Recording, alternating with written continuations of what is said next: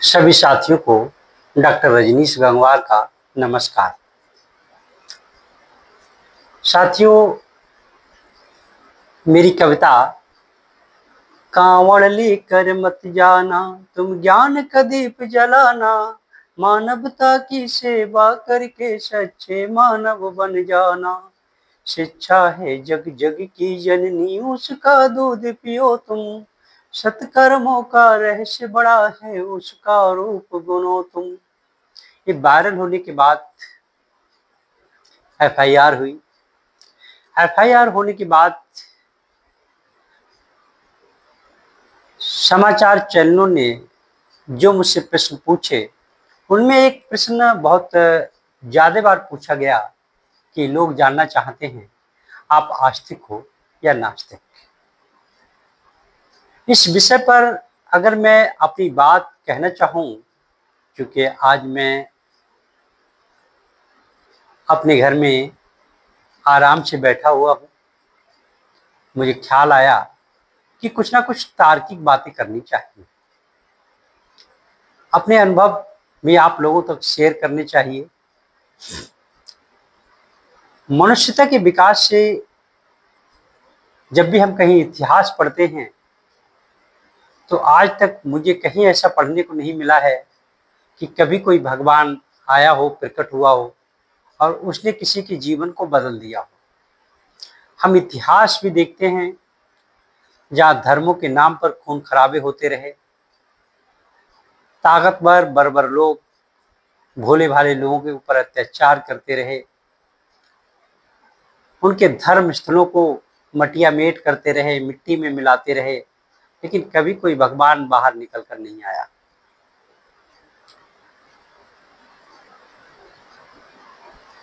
दसवीं शताब्दी के आसपास हमारे देश के भी धार्मिक स्थल तोड़े जाते हैं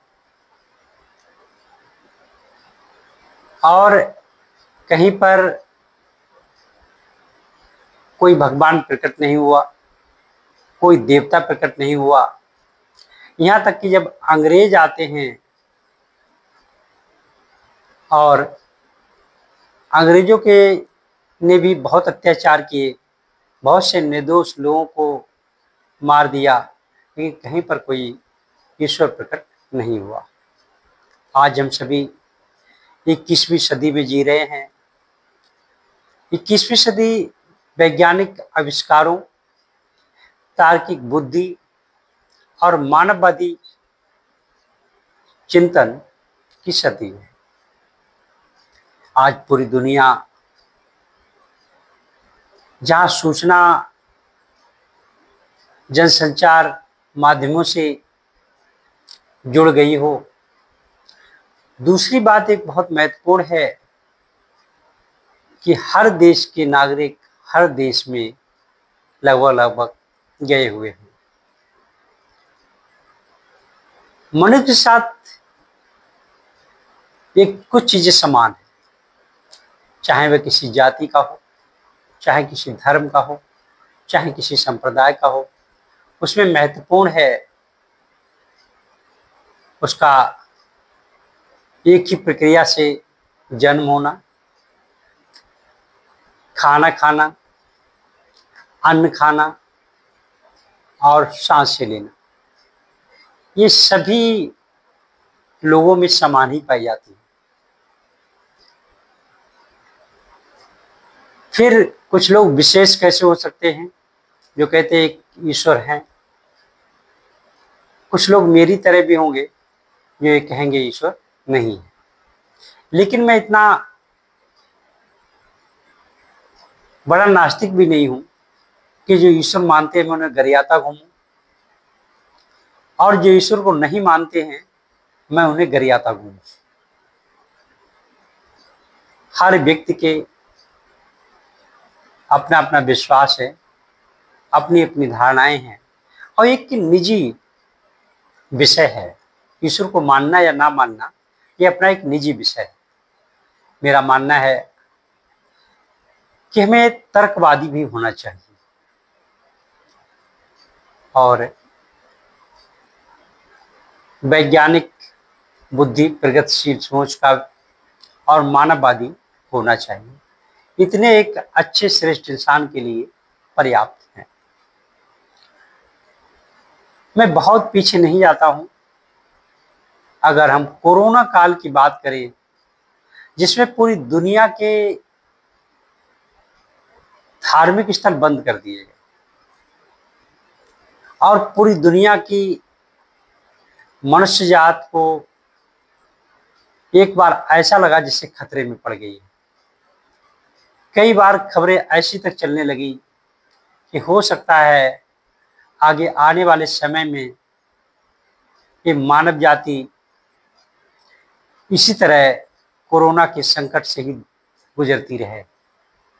लेकिन उस समय भी कहीं किसी भी धर्म स्थल से ईश्वर या भगवान या अल्लाह या गॉड कहीं कोई प्रकट नहीं।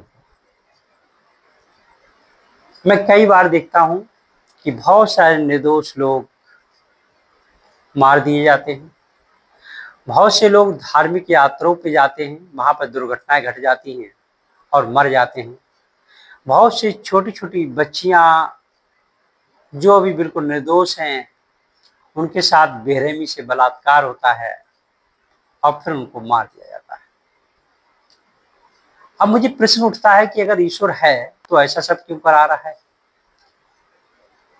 मैं शहीद आजम भगत सिंह के पुस्तक है मैं नास्तिक क्यों हूँ, उनका जो मानना है, जो उन्होंने तर्क दिए हैं, मैं भी उनसे सहमत हूँ। और मैं खुद अपने जीवन में आज जो कुछ हूँ वह अपनी मेहनत के बलबूते हूँ। मैंने जी तोड़ मेहनत की, हर चुनौती का मैंने सामना किया। मेरा मानना है कि हर चुनौती से निपटना एक नया अनुभव पाना होता है, जो लोहे की धार को भी गुठल कर देता है। जो भी अभिभावक, जो भी बच्चे मेरी बात को सुन रहे हैं, मैं उनसे यही कहना चाहूँगा कि आप जितना भी हो सके शारीरिक और मानसिक विकास करिए। इसमें असीम क्षमताएं छिपी हुई हैं। कभी कोई भी चुनौती आपको हरा नहीं सकती है अगर आप उससे हार नहीं मानते हैं। और आप किसी ईश्वर को कितना भी पुकारते रहना, कितना भी उस पर भरोसा रखना, वो कभी भी आपको आपकी नैया को पार लगाने नहीं आएगा। चमत्कार हो जाते हैं, वो एक दूसरा विषय है।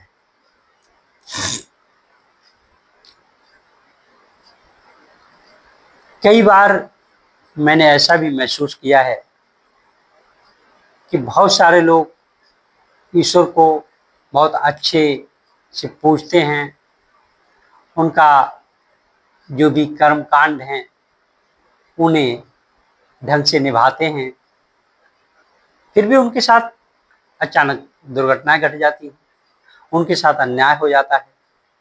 बहुत सारे मैंने अन्यायी लोग देखे हैं जिनको अधर्मी भी कहा जाता है। वो बड़े चैन से मृत्यु की गोद में समा जाते हैं। कुल मिलाकर मैं इतना ही कहना चाहूँगा कि हमें ईमानदार रहना चाहिए, सत्य की राह पे चलना चाहिए, वैज्ञानिक सोच और तर्क का विकास करते रहना चाहिए। बिना किसी कारण से किसी को दबाना या सताना नहीं चाहिए। हो सके तो एक इंसान होने के नाते दूसरे के दुख और दर्द को दूर कर सकते हो तो उसे दुख दर्द दूर करते रहना चाहिए। यही सबसे बड़ा मैं धर्म मानता हूँ। और मैं इस ब्रह्मांड की एक शक्ति मानता हूँ जो हमारे आपके सभी के अंदर है, जो विचारों में रहती है।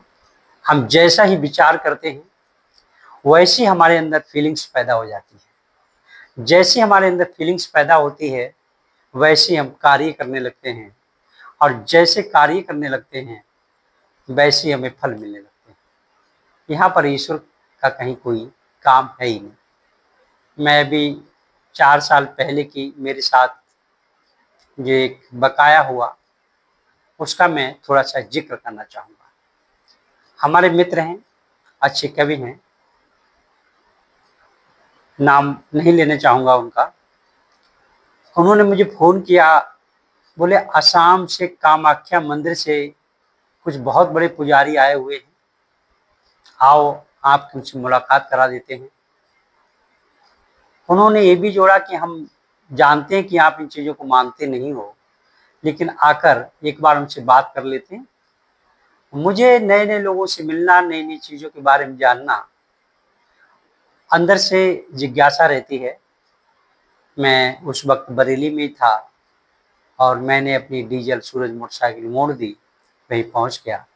तो वहां मैं पहुंचा, एक मंदिर में, काफ़ी पुराना मंदिर था। वहीं वो 6-7 लोग आए हुए थे असम से।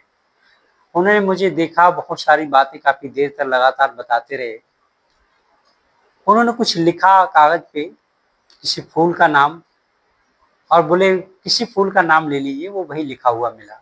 और कुछ उन्होंने इस तरह से 1-2 चमत्कार दिखाए जो मैं कई साल पहले ही हमारे यहाँ पीलीभीत में एक नथुलाल ज्योतिषी थे, वो भी दिखा चुके थे। तो मैं उनसे हालांकि प्रभावित नहीं हो पाया, और कुछ चीज़ें उन्होंने छोटी मोटी सही भी बता दी। मैं वहाँ चला आया। उसके बाद बोले ठीक है, आप पूजा पाठ करवा लीजिए, जो भी आपका संकट है वो कट जाएगा। और उस पूजा पाठ का उन्होंने पूरा खर्चा बताया था 22,000 रुपये। बात 22,000 रुपये की नहीं थी, बात ये थी कि मुझे वो चीज़ें पर कोई भरोसा नहीं था। हालांकि वो कई महीनों तक, 15-15 दिन के बाद वो मुझे फ़ोन करते रहे। हालांकि बाद में उन्होंने ये बात स्वीकार भी की कि मेरी खेती बाड़ी है, इसी से मैं अपने बच्चों को पालता हूँ और यही हमारा जीवन है, इसीलिए हम बार बार आपको फ़ोन करते हैं कि आप पूजा करा लीजिए। मैंने मना कर दिया, और बाद में वो घटना हमारी अपने आप ऐसी निपट गई। जो सज्जन हमको लेके गए उनकी घटना आज तक नहीं निपट पाई। तो ऐसे चमत्कार करने वाले लोग भी आपको मिल जाएंगे। मैं इन्हें एक तरह से अधार्मिक पाखंडी ही कह सकता हूँ, जो भोले वाले लोगों को अपना शिकार बना लेते हैं। आस्तिक और नास्तिक दोनों में एक विपरीत ध्रुवों पर देखता हूँ। जहाँ एक ईश्वर की सत्ता को नकार रहा है, एक ईश्वर की सत्ता को नहीं नकार रहा है। मैं तो मस्त मौला, हर पल मौला हूँ, मुझे क्या मतलब, ना ईश्वर से मतलब है तो मुझे कोई मतलब नहीं है, नहीं है तो मुझे कोई मतलब नहीं है, मैं तो अपने में मस्त हूँ। हाँ, इतना मुझे याद है कि माँ ने कहा कि कभी तुम्हारे पीछे कोई व्यक्ति ये ना कहने पाए कि ये व्यक्ति गलत है, अच्छा नहीं है, या इसने किसी साथ छल प्रपंच किया है, वो कभी ना होने पाए। इस चीज़ का मैं ख्याल रखता हूँ। और मैं अपने सभी, जो भी अगर बच्चे इस वीडियो को देख रहे हैं या अभिभावक हैं, मैं उनसे यही कहना चाहूँगा कि अपनी शारीरिक क्षमताओं का जितना हो सके उतना विकास करिए। खान पान थोड़ा संयमित रखिए, और मानसिक क्षमताओं को बढ़ाने के लिए अच्छी अच्छी किताबें पढ़िए, पुस्तकें पढ़िए। एक अवचेतन मन की शक्ति पुस्तक है जोसेफ मर्फी की, उसे अवश्य ही पढ़ें। एक the secret of millionaire mind पुस्तक है, उसको जरूर पढ़ें। स्टीफन हॉकिंस की एक पुस्तक है, शायद ब्रह्मांड के बड़े सवालों के अनसुलझे रहस्य, इस तरह से है कुछ, मुझे उसका नाम याद नहीं आ रहा है। अगर आप मांगेंगे तो मैं अपना मैसेज में भेज दूंगा, उसको जरूर पढ़ें। और अपने स्वभाव में जीना सीखें, बाहरी किसी दबाव में ना जी, और कभी गलत अपने लिए समझौता ना करें। अक्सर हम लोग किसी लोभ में लालच में, ईर्ष्या में, द्वेष में या पद या की सत के लालच में हम गलत निर्णय ले लेते हैं, गलत समझौते कर लेते हैं। वहीं से हमारे अंतर्मन में एक द्वंद्व पैदा होता है, और जितनी ज़्यादा द्वंद्व होगा उतना ही आपका जीवन अधिक दुखमय होगा। हम द्वंद्व से रहित रहें, वही सबसे बड़ा आपके जीवन का प्रकाश होगा। और द्वंद्व से रहित होने के लिए जरूरी है हमें निर्भय, निडर और मेडिटेशन करके अपने स्वभाव में जीना। सुकरात को जहर दे दिया जाता है, वो सिर्फ मनुष्य को जगाने का काम कर रहा है, लोग उसको भगवान मानते हैं। बुद्ध के लिए गालियां दी जाती हैं, वो सिर्फ लोगों को अहिंसा और प्रेम का पाठ पढ़ा रहे हैं, पाखंड से दूर कर रहे हैं। स्वामी विवेकानंद, जिनको भारतीय समाज में युवाओं का प्रेरणा स्रोत माना जाता है, मात्र 35-36 साल की आयु में इस धरती से चले जाते हैं। दयानंद सरस्वती को जहर दे दिया जाता है। आचार्य रजनीश ओशो, हम कहें कि भूमंडलीकरण, वैश्वीकरण के प्रबल समर्थक ही नहीं बल्कि वाहक, जिन्होंने पूरी दुनिया की मानव जाति को सिर्फ एक ही सूत्र में, प्रेम के सूत्र में जो बांधने का काम किया और उस प्रकृति की परम सत्ता से जोड़ने का काम किया, वो शायद दूसरा और आज तक कोई नहीं कर पाया है। उन्होंने सारे धर्म ग्रंथ और मानव जीवन के धरती पर जो भी अनसुलझे रहस्य थे उनके बारे में बड़ा खुलकर बोला है। इनको अवश्य सुने। कभी ईश्वर है या नहीं है इसकी फिक्र छोड़ दें, अपने स्वभाव में जिए, अपनी अंदर प्रगतिशील सोच रखें, वैज्ञानिक चेतना रखें, मानववादी विचार रखें। इससे बड़ा धर्म और कोई नहीं हो सकता है। हम कुछ समय 24 घंटे में हो सके तो 2 बार, नहीं हो सके तो 1 बार मेडिटेशन में जरूर खोने का प्रयास करें, क्योंकि आज की आपाधापी भरी जिंदगी में मेडिटेशन ही है जो आपको उस परम सत्ता से जोड़ सकता है। हमें ये ख्याल रखना चाहिए कि हम कहीं से आए हैं और कहीं पर हमें जाना है। यहाँ पर हम स्थायी रूप से रहने नहीं आए हैं। जब हैं यहाँ पर तो जितनी हमारे पास ऊर्जा है, जितनी हमारे पास क्षमताएं हैं, जितना हमारा समय है, उस मानव जाति के अपने कल्याण में और मानव जाति के कल्याण में ही क्यों ना लगा दे। एंजॉय करते हुए लगाइए, कौन रोकने जाता है। अपने अंदर से भय, किसी भी तरह की झिझक निकाल दीजिए। आपकी जिंदगी है, अपने हिसाब से जिए। यहाँ पर बहुत सारे आज धंधे वाले लोग पैदा हुए हैं। ये छोटे छोटे चमत्कारों को, ये छोटी छोटी जिन्हें सिद्धियां बोला जाता है, उनके लिए ईश्वर की देन बताते हुए लोगों का मानसिक आर्थिक शोषण कर रहे हैं। ऐसे लोगों को भी बचाने की जरूरत है। और हमें सबसे ज्यादा जो जरूरत है वह है अपने बुद्धि और विवेक को, अपने अंदर ज्ञान पैदा करना, बुद्धि विवेक को जगाना। जिस दिन हमारा बुद्धि विवेक जाग जाएगा, हमें ज्ञान अपने आप ही होने लगेगा। और मेडिटेशन हम जरूर करें। इस चीज का हमेशा ख्याल रखें कि मैंने अभी तक अपने जीवन में कहीं ऐसा नहीं पढ़ा है कि कोई ईश्वर प्रकट हुआ हो और इसने किसी का कल्याण कर दिया हो। कल्याण आपको ही अपना करना है, इसलिए धैर्य बनाकर रखें।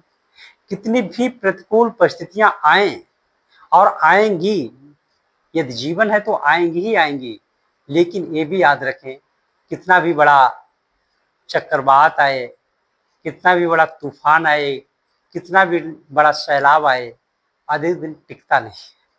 इसलिए हम धैर्य रखें और जो हमारे मानवीय मूल्य हैं, सच्चाई, ईमानदारी, परोपकार, परिश्रम, सत्यनिष्ठा, इसको सदैव अपने हृदय में सँजोकर रखें। ये कभी खोने ना पाएँ। आपका अपना व्यक्तित्व, अपना चरित्र ऐसा होना चाहिए कि लोग आप पर भरोसे कर सकें।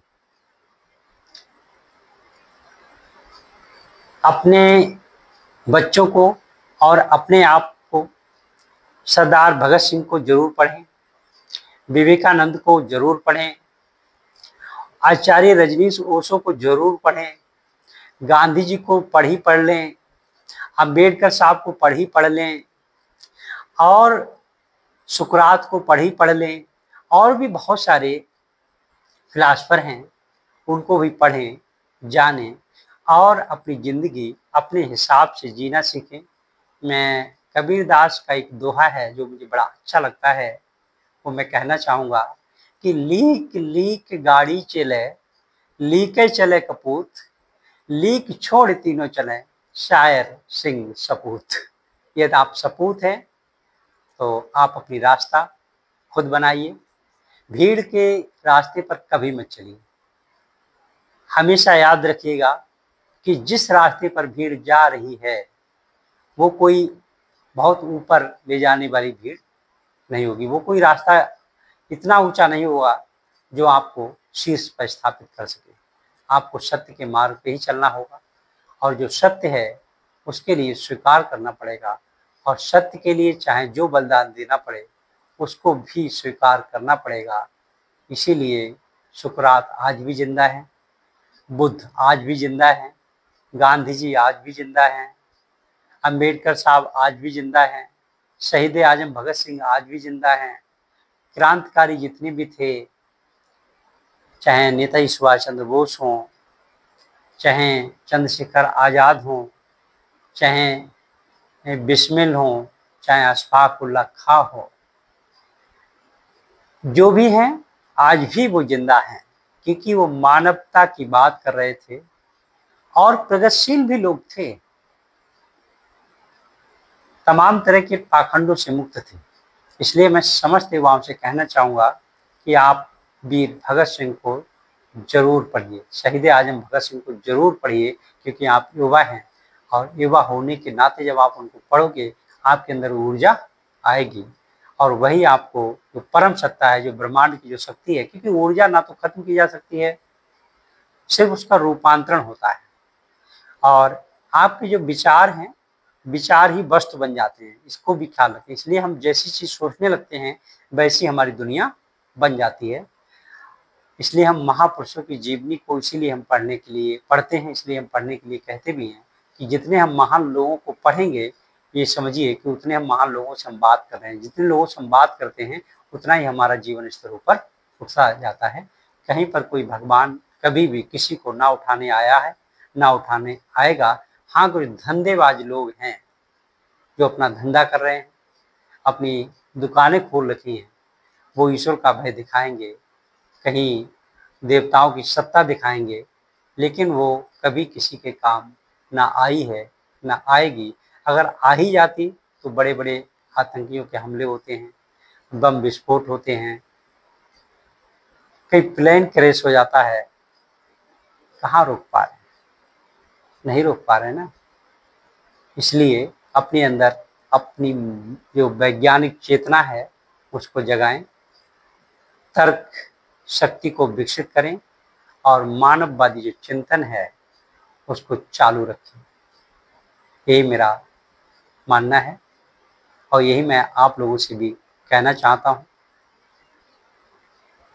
मैं ना आस्तिक हूँ ना नास्तिक हूँ, मैं वास्तविक हूँ और वैज्ञानिक जो पद्धतियाँ हैं या जो ध्यान है इसमें मुझे पूरा भरोसा है, मैं उसे पूरा फॉलो करता हूँ और अपने जीवन में पूरे एंजॉय के साथ जी रहा हूँ। आप भी लोगों से मैं यही अपील करता हूँ कि अपने स्वयं भी सच्चाई की राह पर चलें, मानववादी विचार अपने अंदर जिंदा रखें हो सके तो लोगों की मदद, निस्वार्थ भाव से लोगों की मदद जरूर करें। इससे बड़ा और कोई धर्म नहीं हो सकता है। यहीं पर मैं अपनी बात समाप्त करता हूँ। चलते चलते मेरा एक मुक्तक है कि जले गैरों की मर्जी से वो परवाना नहीं हूं मैं, जले गैरों की मर्जी से वो परवाना नहीं हूं मैं, नाप हर कोई ले ले वो पैमाना नहीं हूं मैं, कांटों पे चलकर ये जिंदगी गुजार सकता हूँ, फूलों के सेज का दीवाना नहीं हूं मैं, फूलों के सेज का दीवाना नहीं हूं मैं। जय हिंद, जय भारत।